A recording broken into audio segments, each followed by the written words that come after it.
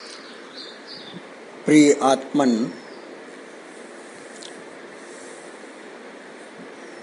कल जन्माष्टमी, कहीं कहीं आज जन्माष्टमी, कहीं कहीं कल भी जन्माष्टमी होगी। यह अद्भुत देश है अपना, और अद्भुत इस अर्थ में नहीं कि हमारे देश में कोई बड़ी ऐसी बात है जो समझ में नहीं आती। सामान्य रूप से अगर भावनाओं और विचारों का सामंजस्य करके आप बैठें तो ऐसा लगता है कि भारतवर्ष की परंपराएं बड़े विवेक पूर्वक तैयार की गई हैं। पर्व, तिथियां, और जो हमारे ऋषि थे जिनको कई बार हमने अनुसंधान करता कहा है, आज की भाषा में रिसर्चर्स, उनके जो अनुसंधान थे पूर्णता के स्तर को स्पर्श करते थे, और जो उन्होंने व्यवस्थित व्यवस्था दी वह पीढ़ियों तक समाप्त न हो रही है और प्रलय काल तक होनी भी नहीं चाहिए। और प्रलय के उपरांत आज जिस पर प्रलय विस्मित मैं लगाती चल रही नित मोतियों की हाट और चिनगारियों का एक मेला, पंथ होने दो अपरिचित प्राण रहने दो अकेला। महादेवी जी की कुछ उद्भावना इस प्रकार की, आज जिस पर प्रलय विस्मित, प्रलय का हम कोशार्थ निकालते हैं कि प्रकृष्ट रूपेण लयः इति प्रलयः, बहुत अच्छी प्रकार से लय हो जाए, विलीन हो जाए। भूमि ही आपः अनलः वायुः खं मनो बुद्धिरेव च अहंकार इतीयं में भिन्ना प्रकृतिरष्टधा। प्रारंभ होता है सूक्ष्म से स्थूल की ओर और इसका फिर अवसान होता है स्थूल से सूक्ष्म की ओर। ये सूक्ष्म से स्थूल, फिर स्थूल से सूक्ष्म, सूक्ष्म से स्थूल अवतरण हुआ और स्थूल से सूक्ष्म उद्धरण हुआ, अवतार उद्धार। ये अद्भुत प्रकार का देश, जिनको समझ में नहीं आता वो सचमुच में बेचारे हैं, और जिनको समझ में आता है वह इस भारत और भारतीयता का अभिनंदन करते हैं, वंदन करते हैं। कृष्ण जन्माष्टमी कल भी थी, कृष्ण जन्माष्टमी आज भी है, कृष्ण जन्माष्टमी कल भी होगी, और तीनों मान्य हैं। कहा स्मारतों की है, ये वैष्णवों की है, और ये उनकी है जो मानते हैं कि जिस समय रोहिणी लगेगी, चाहे जिस समय लगे।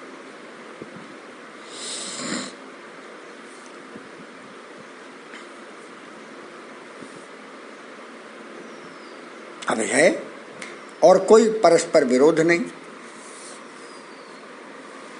कोई परस्पर विरोध नहीं।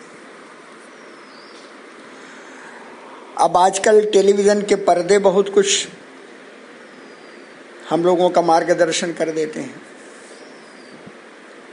टेलीविजन के पर्दों में एक चीज इस समय स्थायी रूप से चल रही है, सुशांत मर्डर केस अथवा सुशांत आत्महत्या केस। ये भी एक विचित्र स्थिति है, और बीच बीच में कुछ और चीजें आ जाती हैं। राहत इंदौरी जी नहीं रहे, इंदौर में रहते थे। मैं एक बार इंदौर गया था, हमारे प्रदीप जी ने उनकी चर्चा की थी। शायर थे, शायराना अंदाज होता है, अंदाज भी रहा होगा, मैं तो कभी मिला नहीं उनसे। देखा जरूर कभी एक आध बार ऐसे ही तस्वीरों में, शायराना अंदाज, एक बात को खोपड़ी झटक कर इधर से उधर उधर से उधर ऐसे भाव व्यक्त करना, अंदाज है। कभी आपको पुराने कोई तस्वीरें मिल जाएं, कभी कभी कोई कोई भेजता है इस पर, कहाँ से लाते मैं नहीं जानता। उन दिनों तो ऐसी व्यवस्था नहीं थी, लेकिन कुछ ऐसे बना लिए जाते थे चलचित्र। तो मंच पर महादेवी जी हों, पंत जी हों, निराला हों, दिनकर हों, मैथिली शरण गुप्त हों, तो फिर कैसे हाव भाव होते थे और आजकल कैसे हाव भाव होते हैं। मेरे आत्मीय जन, जैसे आरोहण अवरोहण इस संसार का स्वभाव है, उसी प्रकार से ये आरोहण और अवरोहण भाव विचारों में भी चलता है। अरे भाव विचार मिलकर काव्य की रचना होती है।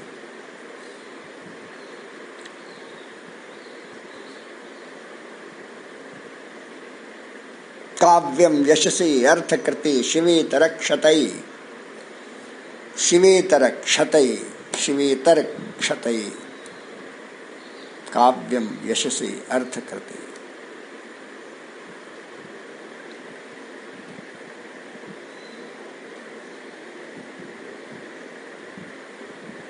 और कविता केवल गुदगुदाने भर के लिए हो तो राहत इंदौली जी की मैं कोई ना समीक्षा कर रहा हूँ, न मैं उनकी कोई बुराई कर रहा हूँ, न भलाई कर रहा हूँ। राहत इंदौरी जी थे, भारतवर्ष की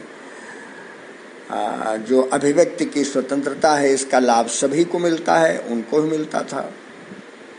मन में क्या था, भाव में क्या था, लेकिन जो कुछ था अब वो पंचतत्व में विलीन हो गए हैं। अभी वो पंचतत्व में विलीन इसलिए नहीं हुए कि उनका शरीर रखा होगा, धीरे धीरे धीरे धीरे वो विक्षरित हो जाता है, पृथ्वी माता उनको समा लेती हैं। परमात्मा उनको भी अपनी शरण में ले, और जब इस सृष्टि में, इस विविधतापूर्ण सृष्टि में उनको फिर से कभी भेजे, तो शायद वो और अधिक कुछ कला के क्षेत्र में अपना योगदान दे सकें। परमात्मा उनको शांति दे, उनके परिवार वालों को ढाढ़स दे, धैर्य दे, क्योंकि ये सुख दुख सभी को सताता है, चाहे जिस मत मजहब के मानने वाले हों।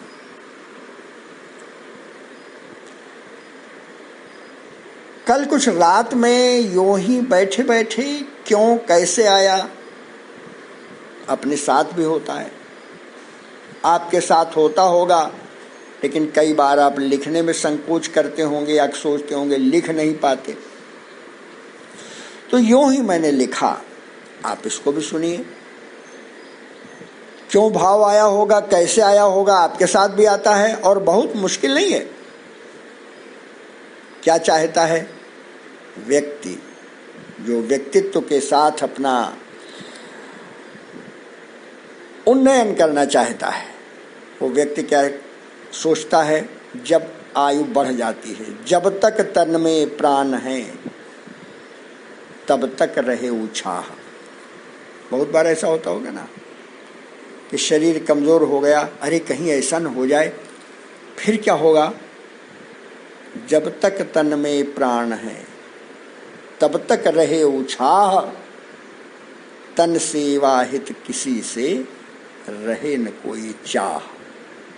तन सेवा हित किसी से रहे न कोई चाह। और हे परमेश्वर दया निधि दो ऐसा वरदान।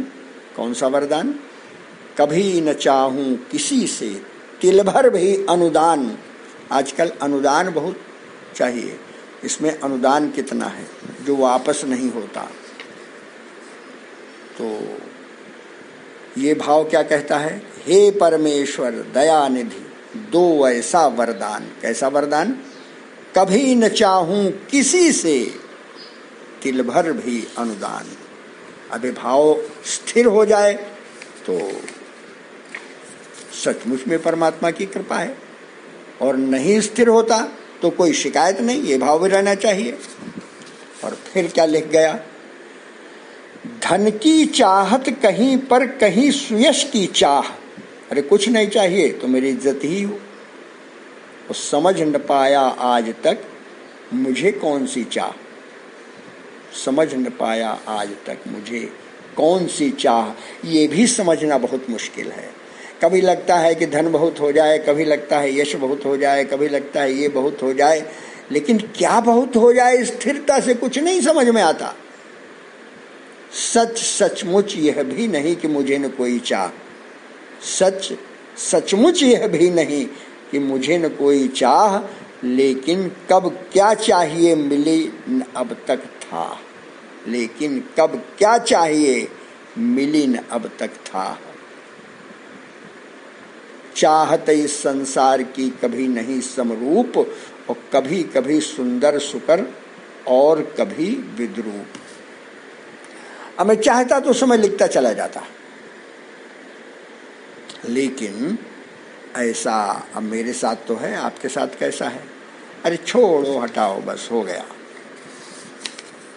ऐसा जीवन आपके साथ से लेकर आपके दूर तक जो साथ जुड़ने के लिए प्रयत्नशील है, अभी भी सक्रिय है, सचेष्ट है, आपको प्रेरित करने के लिए उद्यत है। इसलिए मेरे आत्मीय जन, फिर वही बात विवेकानंद की आती है जो कितने समय पूर्व यहाँ से चले गए, उठो जागो और लक्ष्य प्राप्ति तक रुको मत। ये बात ठीक है कि जो करता है परमात्मा करता है, और परमात्मा सब अच्छा ही करता है, लेकिन परमात्मा अगर मेरे अंदर विद्यमान है तो परमात्मा की ही ये योजना है कि जो कुछ हो रहा है उसका सकारात्मक पक्ष भी रहे। हमेशा निराशा निराशा निराशा, इससे क्या होता है कि अपना जो समय है ये वर्तमान, ये भी व्यर्थ चला जाता है। और यह समय व्यर्थ न जाए, इसलिए जो क्षण जैसा मिला है उसको आनंद स्वरूप मानकर उत्साह से सक्रिय होने की चेष्टा करें। बहुत बहुत आशीष, धन्यवाद।